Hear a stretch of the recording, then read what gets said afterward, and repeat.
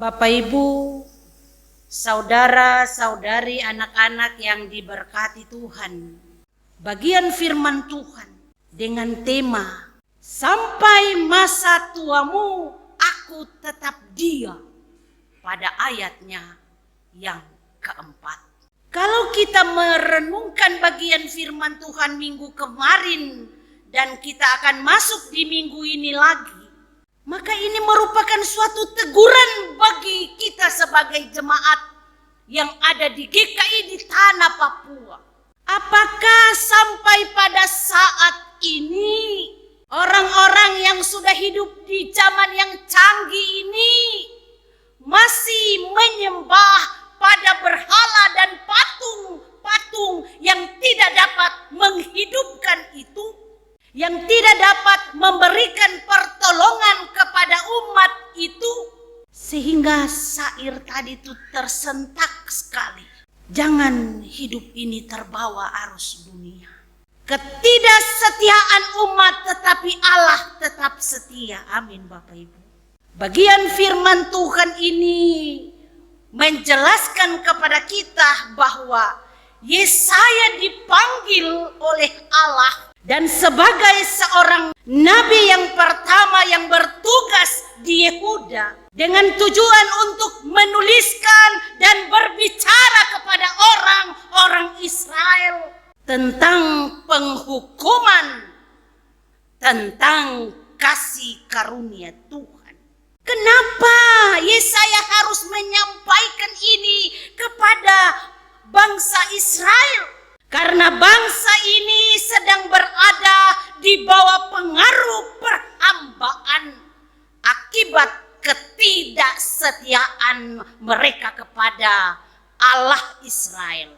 Padahal Allah selalu setia, padahal Allah selalu menjaga setiap kehidupan generasi ke generasi bangsa Israel. Namun apa yang dibalaskan oleh bangsa ini kepada Allah menyakitkan hati Allah.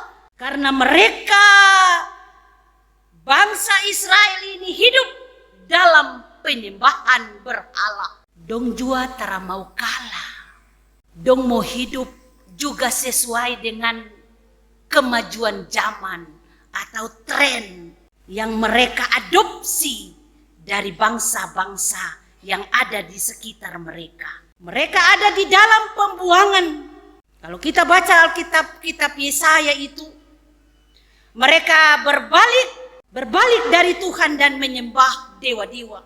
Tetapi kasih setia Tuhan Bapak Ibu tetap nyata dalam kehidupan umat yang pemberontak itu. Dijelaskan pada ayatnya yang pertama dan ayatnya yang kedua di situ, bahwa dewa-dewa sembahan mereka ini, dua dewa ini merupakan suatu ikon bagi bangsa-bangsa yang tidak percaya kepada Allah ini. Dewa Nebo ini menurut pemahaman mereka bahwa dewa ini adalah dewa pengetahuan khusus di astronomi. Kalau dewa Bel ini merupakan kepercayaan bangsa Babel bahwa dewa ini adalah dewa yang sangat tertinggi. Namun kenyataannya kedua dewa ini tidak dapat menolong dan menyelamatkan Babel. Ayat 1 dan ayat 2 menjelaskan bahwa para dewa ini dipikul sebagai tawanan di atas hewan, sebagai yang kalah perang tak berdaya.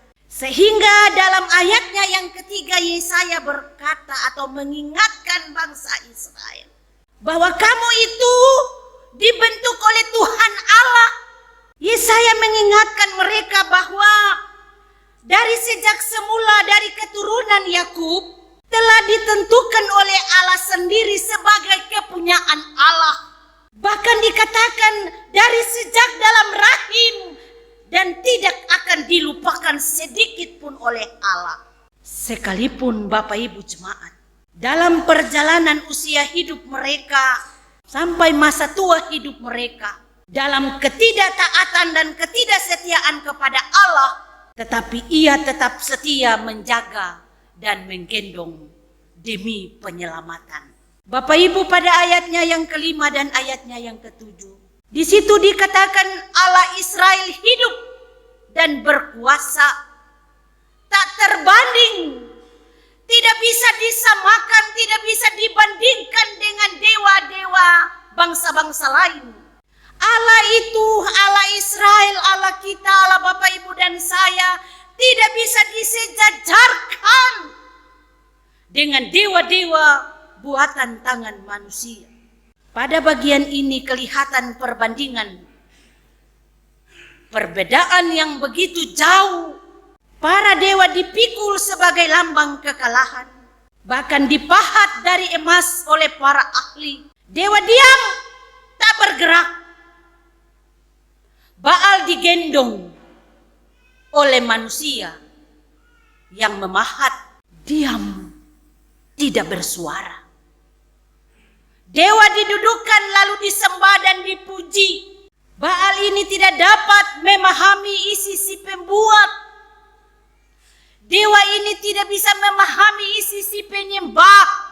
Dan Baal atau dewa ini tidak mempunyai kekuatan dan kuasa untuk menyelamatkan.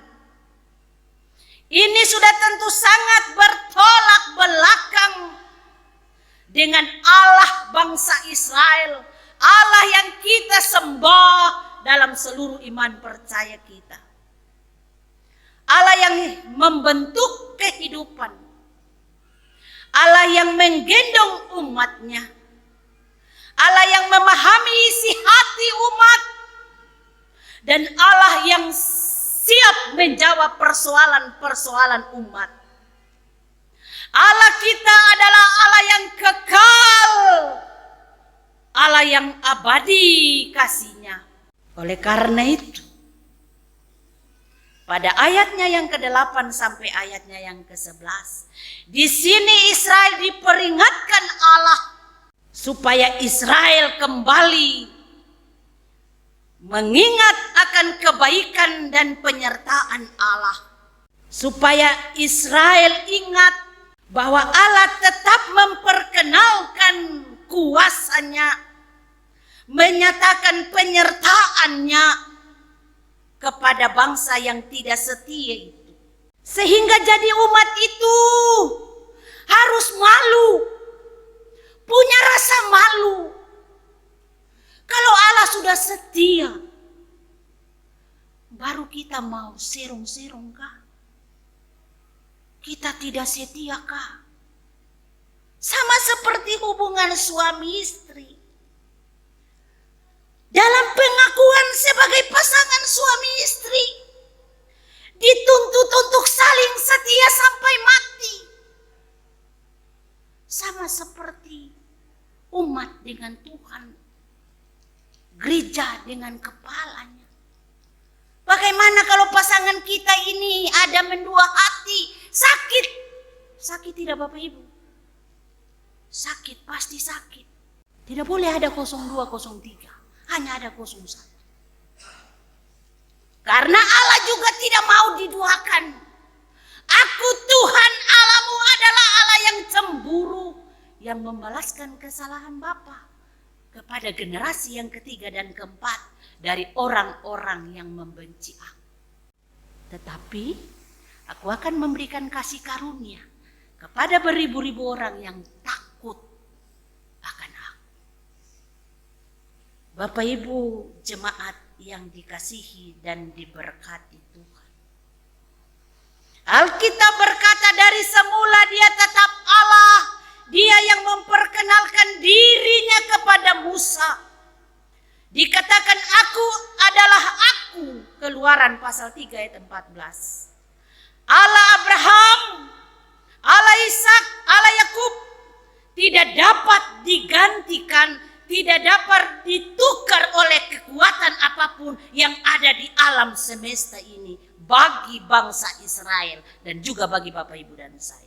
Dari bagian ini menyingkapkan segala sesuatu yang rahasia. Disingkapkan karena Dialah Allah di atas segala zaman, hari kemarin, hari ini, dan hari yang akan datang.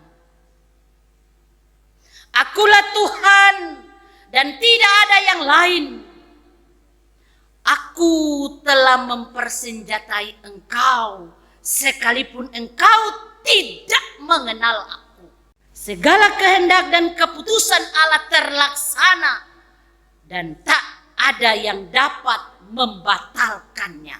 Pada bagian yang terakhir, di sini ada janji Tuhan. Artinya Tuhan akan memberikan keselamatan dan juga merupakan teguran bagi umat Tuhan untuk berbalik dari ketidaksetiaan, dari penyembahan kepada Baal-Baal, kepada dewa-dewa itu, berbalik kepada Allah, mendengar suara Allah. Jangan sombong, jangan congkak, karena di saat umat berbalik, walaupun umat tidak berbalik, Allah berkata, sampai masa tuamu aku tetap dia. Aku tetap memberkati engkau. Aku tetap menjaga dan melindungi engkau. Bapak Ibu yang dikasihi dan diberkati Tuhan, apa makna firman Tuhan bagi kita? Untuk kita bawa pulang dan renungkan, serta menjadi rema dalam hati, pikiran kami dan perbuatan kami. Yang pertama, Allah itu setia walaupun kita tidak setia. Allah setia dan berpegang teguh pada janjinya. Dia tidak seperti manusia. Apa yang dijanjikan Allah sesuai dengan firman-Nya yang disampaikan pasti akan digenapi. Israel adalah satu-satunya bangsa yang dipanggil dan ditetapkan untuk menyatakan rencana Allah. Kemana saja mereka berada, Ia menjaga selalu dan mengingat akan perjanjian. Allah tidak saja setia pada perjanjiannya, tetapi Allah setia pada janjinya. Belajar dari Yesaya, di mana dia mengisahkan Israel adalah bukti ketidaksetiaan kepada panggilan Allah.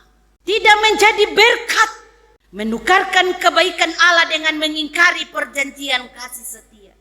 Akibat pengingkaran mendatangkan murka Tuhan bagi seluruh bangsa. Bagaimana dengan kesetiaan kita sebagai gereja? Bagaimana dengan kesetiaan kita sebagai umat-umat yang dipanggil menjadi milik kepunyaan Allah? Ini bulan Oktober, November, Desember. Tinggal 2 bulan masa jabatan periode selesai. Kenapa sampai sudah mau mendekati akhir tahun ini, baru firman ini disampaikan untuk umat? Teguran untuk mengingatkan perjalanan dari Januari sampai pada bulan ini. Setiakah kita? Tidak setiakah kita? Tapi kita ada di hari ini karena pertolongan dan penyertaan kasih Allah. Amin. 52 minggu saja dalam 1 tahun. Mari kita evaluasi. Sampai pada bulan ini berapa kali kita datang dan memuji, menyembah Allah?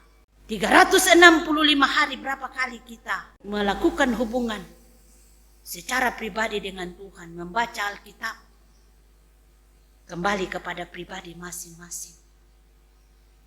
Mengevaluasinya supaya kita mengakhiri dengan berkat-berkat yang Tuhan selalu siapkan bagi kita. Amin Bapak Ibu. Karena kita klaim janji Tuhan bahwa sampai masa tuamu aku tetap dia. Bahwa Allah tetap Allah. Kekekalan janji setia Tuhan tidak sama dengan dewa-dewa. Ketika Babel kalah, dewa buatan tangan manusia itu diangkut, dipikul oleh para ahli pahat yang memahat dan mengukir. Dewa sembahan ini dipikul menjadi beban. Tidak demikian dengan Allah Israel. Sejauh apapun umat pergi, meninggalkan dan lari dari hadapannya, mata Tuhan Sang Pencipta itu tetap mengawasi setiap umat kepunyaannya. Kesetiaan Tuhan yang begitu nyata, tapi kita mungkinkah masih ada dalam penyembahan berhala. Salah satu contoh, bangun pagi hari tidak cari Tuhan, cari HP. Mau tidur, bukan tidur dengan doa, tapi tidur dengan iringan HP. Ini juga adalah bagian. Apakah dalam mensyukuri hari hidup kita ini dengan Tuhan, ataukah kita bermain HP sampai kita tertidur? Pada saat HP yang dinomorsatukan, maka itu juga adalah bagian dari penyembahan. Ataukah mungkin di rumah, di atas meja sembahyang ada salib, lalu berdoa menyembah salib. Salib bukan untuk disembah, tapi hanya sebagai lambang. Ataukah mungkin di rumah-rumah jemaat, ada foto atau ada gambar-gambar sosok Yesus. Kalau anak-anak mau sentuh, apalagi sampai jatuh pukul anak-anak, sumpah anak-anak, kau tidak tahu kalau itu Tuhan Yesus mengajarkan suatu proses yang salah kepada anak-anak, bahwa foto itu adalah Tuhan Yesus. Itu tidak dibenarkan. Apapun yang ada dalam rumah bukan menjadi sesuatu yang lebih daripada Allah Sang Pencipta kita. Amin Bapak Ibu. Tuhan memberkati kita dengan firman-Nya. Amin.